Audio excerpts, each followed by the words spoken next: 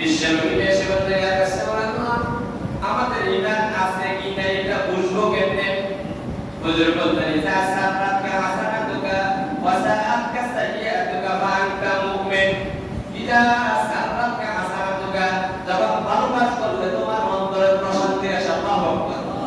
ঈমানের মহা ডাক্তার, মহা চিকিৎসক বিশ্বনবী, আর তিনি চিকিৎসা দিতেন কোরআন শরীফ দিয়ে। কলবের মহা ঔষধ হলো কোরআন শরীফ।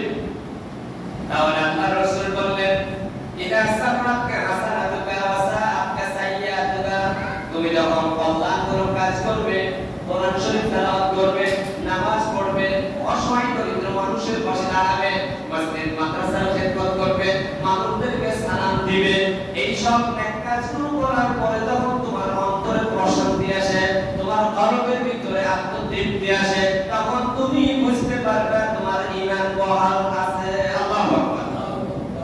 ওয়া সাআতকা সাইয়্যাতুকা, আর যখন অন্যায় করার পরে, তারপরে অপরাধ করার পরে, খারাপ কাজ করার পরে, জালেমের জুলুম দেখার পরে, চুরি করার পরে, জেনা ব্যভিচার হইতে আছে সমাজে দেখার পরে তোমার অন্তরে ঝড় শুরু হয়ে গিয়েছে, অশান্তি শুরু হয়ে গিয়েছে, তখন তুমি বুঝবা তোমার ঈমানটা আছে।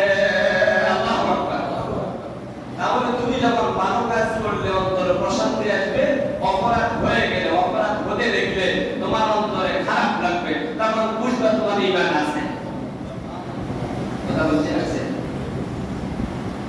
এরপরে বিশ্বনবী সাল্লাল্লাহু আলাইহি ওয়াসাল্লাম আরেকটি হাদিস শরীফে বললেন, ইযা হাকা সাদরকা, যখন অন্যায় কাজ করার পরে তোমার অন্তরে দপদপি শুরু হয়ে যাবে, অন্তর কাঁপবে। আপনি একজনের নারীদের কাছে এসেছেন, নারীদের কাছে আপনার না, কিন্তু যখন দেখবেন আপনার অন্তরে কাঁপা শুরু হয়ে গেছে, না জানি আমি এটা অন্যায় করতেছি। আপনি একজনের ধন সম্পদ জোর করে খেতেছেন, যখন দেখবেন যে আপনার অন্তরে অশান্তি লাগে, তখন বুঝবেন আপনার ঈমান মজবুত আছে। আর যখন দেখবেন পরের সম্পদ লুণ্ঠন করে খাইলেন, জাল তৈরি করলেন, অন্যের পুকুরের মাছ ধরে খাইলেন, একটু আশ্বাস আসলেন, আপনার চেহারায় শুরুতে আপনার গায়ে বড় পাঞ্জাবি থাকতে পারে, কিন্তু আল্লাহ রাসূলের হাদিস শরীফের প্যারামিটার অনুযায়ী আপনি ঈমানদার নন। কথা কি ক্লিয়ার? যখন আপনি অন্যের কলা গাছে হাত দিতে, অন্যের নারিকেল গাছে হাত দিতে, অন্যের সুপারি গাছে হাত দিতে, আপনার ভাইয়ের জমি, আপনার স্বাস্থ্য জায়গা ভাইয়ের জমি ধরে করে নিয়ে যেতে আপনার একটু বিন্দু মাত্র আপনার অন্তরে আশ্বাস আসলো না, তখন বুঝতে পারবেন আপনার ঈমান নেই।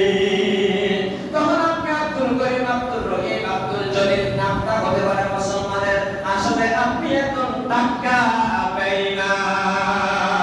কার কথা? আল্লাহ রাসূলের কথা।